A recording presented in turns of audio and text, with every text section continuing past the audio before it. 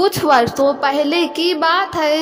एक जंगल था जहाँ एक डम्पी नाम की बूढ़ी बकरी अपने 7 बच्चों के साथ रहती थी। हर दिन बकरी बाहर जाती और अपने बच्चों के लिए खाना लेकर आती थी। वहीं उसी जंगल में एक भेड़िया भी रहता था जिसकी बुरी नज़र बकरी के बच्चों पर थी।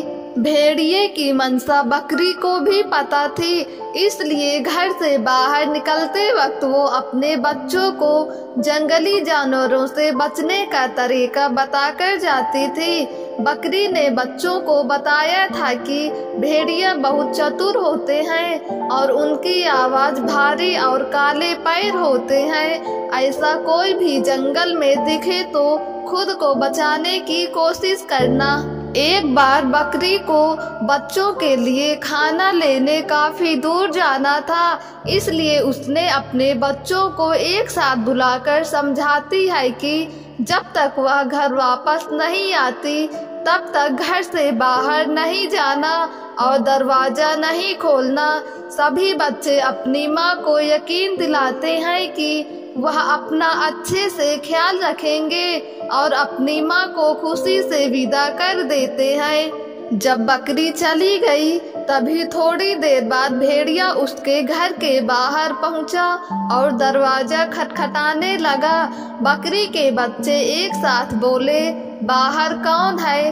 तब भेड़िया बकरी बनकर बोलता है, मैं तुम्हारी माँ हूँ। ये सुनकर बच्चों ने कहा, हमारी मम्मी की आवाज़ इतनी भारी नहीं है, तुम भेड़िया हो और हम लोगों को खाने के लिए आए हो। ऐसे में भेड़िया समझ गया कि बच्चे बहुत चतुर हैं, आसानी से जाल में नहीं फंसेंगे। तभी भेड़िया के दिमाग में तरकीब आई।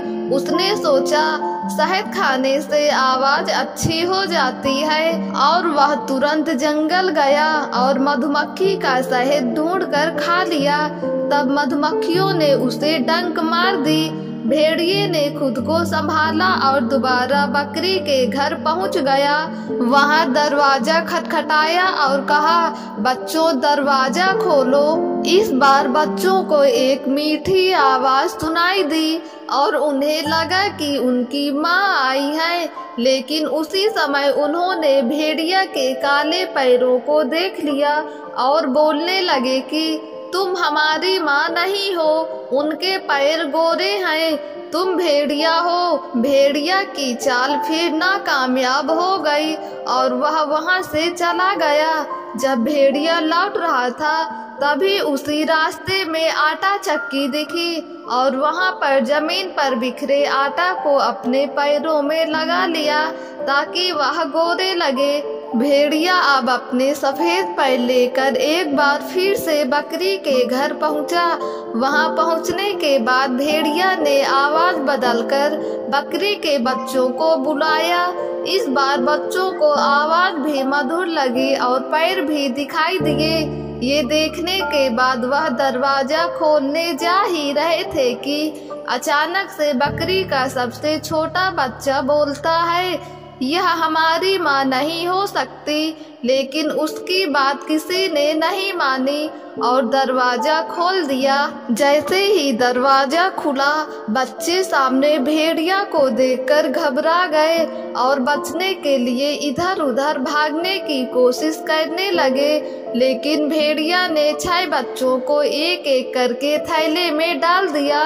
भेड़िया इतना जल्दबाजी में था कि वह यह भूल गया कि बकरी के 6 नहीं 7 बच्चे थे। वो बकरी के 6 बच्चों को एक थैले में भरकर अपनी गुफा में लेकर चला गया।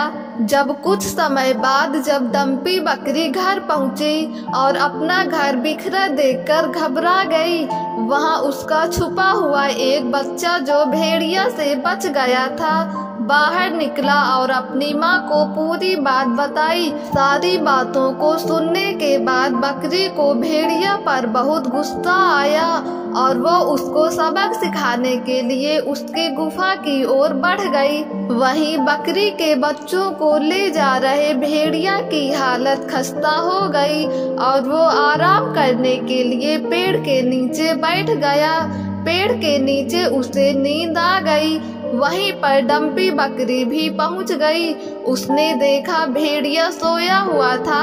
इस मौके का फायदा उठाते हुए थैले से अपने बच्चों को बाहर निकाला और फिर उस थैले में पत्थर भर दिए और उसके बाद पास की झाड़ियों में जाकर छुप गए। थोड़ी देर बाद भेड़िया जागा और अपना थैला उठाकर गुफा की तरफ चल दिया। उसे अपना थैला भारी लगने लगा, फिर भी उसने इस बात पर ध्यान नहीं दिया।